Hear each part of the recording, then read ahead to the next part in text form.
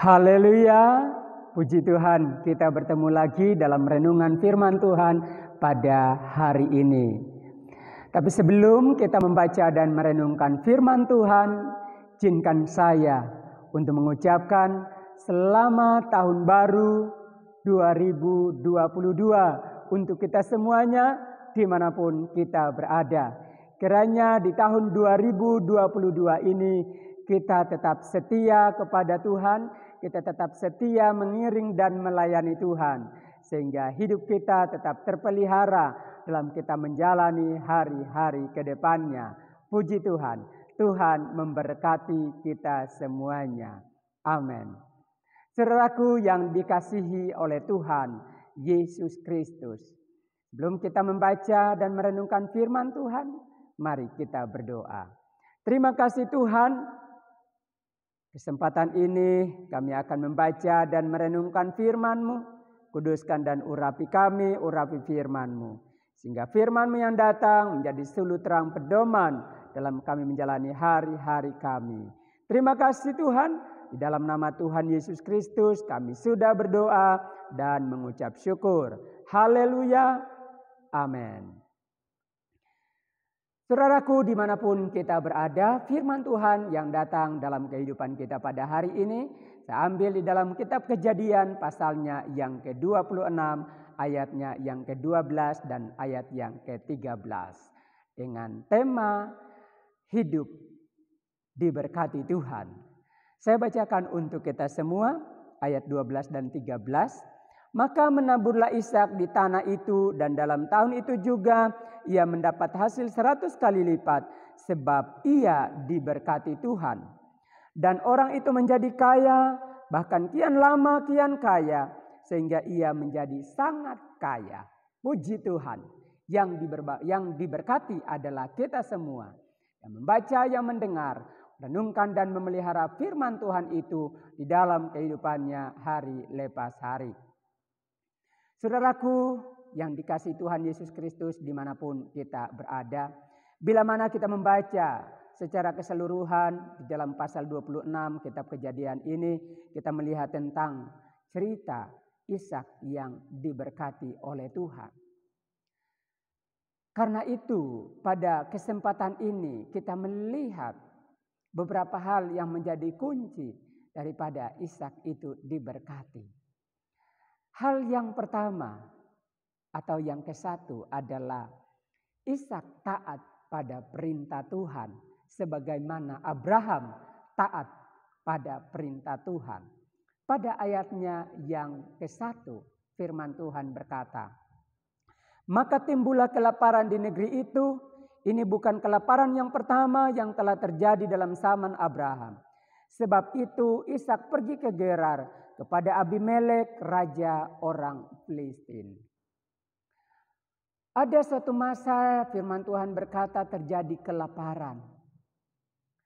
Sehingga ketika terjadi kelaparan, menuntut Ishak untuk pergi ke Gerar, negeri orang Filistin, agar dia tetap terpelihara di dalam Tuhan. Dan firman Tuhan berkata bahwa Ishak pergi ke Gerar. Maka selanjutnya datanglah firman Tuhan kepadanya pada ayat yang kedua. Lalu Tuhan menampakkan diri kepadanya serta berfirman, janganlah pergi ke Mesir, diamlah di negeri yang akan kukatakan kepadamu. Firman Tuhan datang kepada Ishak berkata, jangan pergi ke Mesir. Tetapi biarlah Ishak tinggal di Gerar. Ayatnya yang ketiga. Tinggallah di negeri ini sebagai orang asing, maka aku akan menyertai engkau dan memberkati engkau. Sebab kepadamulah dan kepada keturunanmu akan kuberikan seluruh negeri ini. Dan aku akan menepati sumpah yang telah kuikrarkan kepada Abraham ayahmu.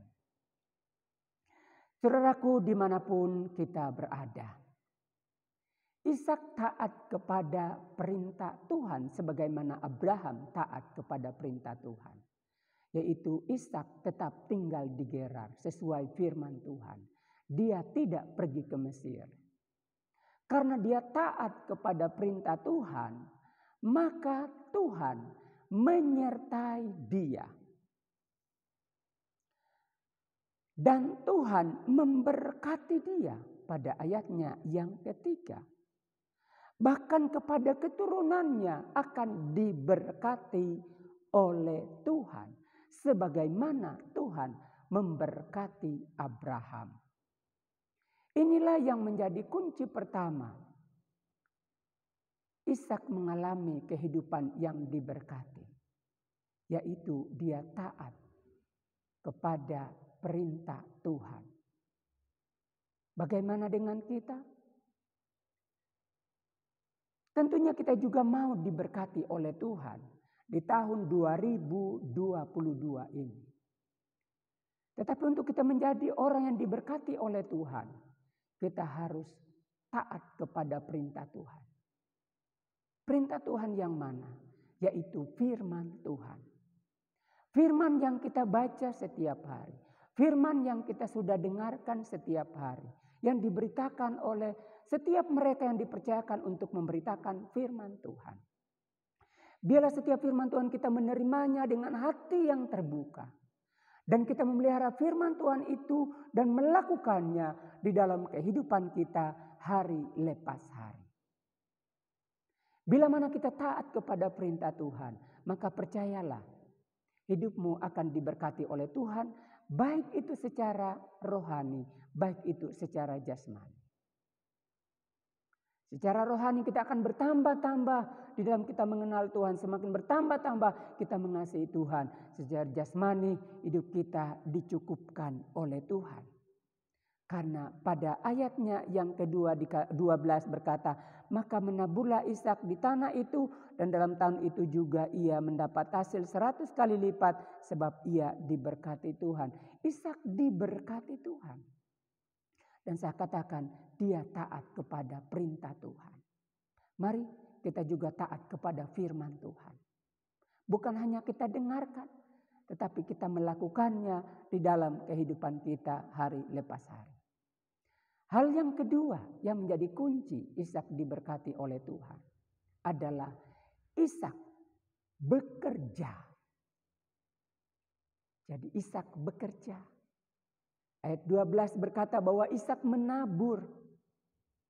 Dalam hal ini Ishak memanfaatkan peluang yang ada. Ishak memanfaatkan kesempatan yang ada untuk bekerja sebab ada jaminan daripada raja Filistin di negeri Gerar bahwa setiap orang tidak boleh melakukan hal-hal yang tidak baik kepada Ishak. Mari kita lihat pada ayatnya yang ke-11.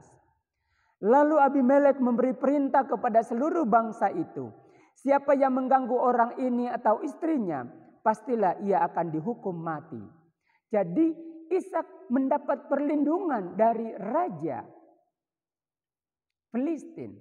Ishak mendapat perlindungan dari Raja Abimelek. Dan kesempatan inilah yang dimanfaatkan oleh Ishak untuk bekerja sekuat tenaga. Ia bekerja, ia menabur, saudaraku yang dikasih oleh Tuhan Yesus Kristus. Dia tidak berdiam diri, tetapi dengan kesempatan yang ada mulailah dia bekerja. Dan firman Tuhan berkata bahwa ketika dia bekerja, yaitu dia menabur, maka Tuhan memberkati kehidupannya. Bagaimana dengan kita?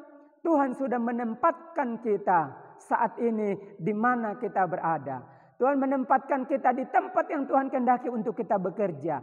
Manfaatkan kesempatan itu. Manfaatkan peluang yang ada. Yang dipercayakan kepadamu. Bekerja dengan taat. Bekerja dengan setia. Maka Tuhan akan memberkati engkau. Sebagaimana Ishak. Dia memanfaatkan peluang yang ada. Ia menabur. Sampai pada akhirnya ia diberkati oleh Tuhan.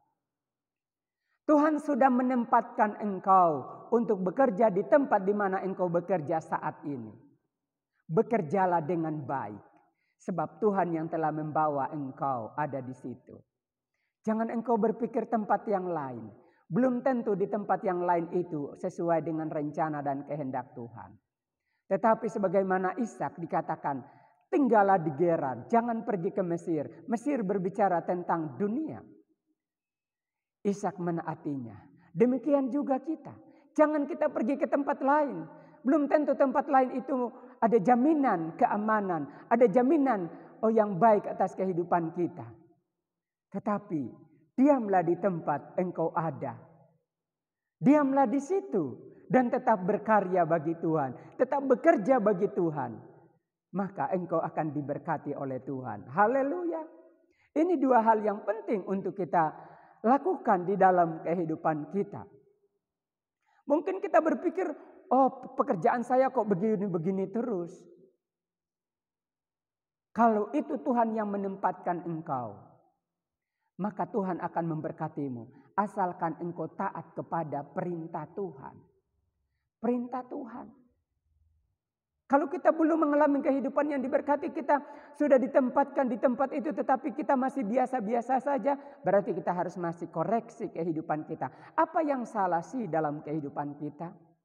Ingat, segala berkat adalah datang daripada Tuhan. Itu sebabnya kita harus selalu waspada. Dengan apa? Dengan tutur kata kita, dengan perkataan kita. Sebab dari mulut yang satu keluar berkat dan juga kutuk. Karena itu dalam kehidupan kita harus selalu berkata-kata iman. Kita harus selalu berbicara iman. Kita harus selalu bersyukur kepada Tuhan.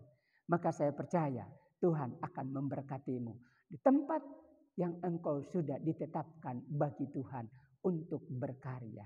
Ishak diberkati oleh Tuhan. Pada ayatnya yang ke-13 firman Tuhan berkata, dan orang itu menjadi kaya, bahkan kian lama kian kaya, sehingga ia menjadi sangat kaya. Ia mempunyai kumpulan kambing domba dan lembu sapi serta banyak anak buah, sehingga orang Filistin itu cemburu kepadanya. Haleluya. Puji Tuhan. Saudaraku yang dikasih oleh Tuhan Yesus Kristus, mau diberkati di tahun 2022 ini, taat kepada perintah Tuhan. Kemudian bekerjalah dengan baik. Pergunakan peluang yang ada. Pergunakan kesempatan yang ada. Pergunakan kepercayaan yang diberikan kepadamu. Bekerjalah seperti kepada Tuhan. Maka Tuhan akan memberkati masa depanmu. Tuhan akan memberikan kelimpahan di dalam kehidupanmu di tahun 2022 ini. Haleluya. Puji Tuhan. Tuhan memberkati kita semuanya. Amin. Mari kita berdoa. Terima kasih Tuhan untuk firman-Mu yang Engkau berikan bagi kami. Kami akan mengalami kehidupan yang diberkati oleh Tuhan bila mana kami taat dan setia kepada Tuhan. Sebagaimana Abraham, sebagaimana Ishak taat kepada Tuhan. Dan biarlah kami juga bekerja mempergunakan peluang kesempatan yang ada untuk kami berkarya, untuk kami melakukan segala tugas yang Engkau percayakan bagi kami. Dimanapun Engkau tempatkan kami, biarlah kami bekerja dengan baik. Nah, kami percaya kami akan mengalami kehidupan yang diberkati sebagaimana Ishak. Terima kasih Tuhan, tanamkan firman-Mu di dalam hati kami. Berikan kekuatan untuk kami dapat melakukannya. Inilah menjadi doa kami. Terpujilah Tuhan, kekal selama-lamanya. Di dalam nama Tuhan Yesus Kristus, kami sudah berdoa dan mengucap syukur. Haleluya. Amin. Amin. Puji Tuhan, Tuhan memberkati kita semuanya.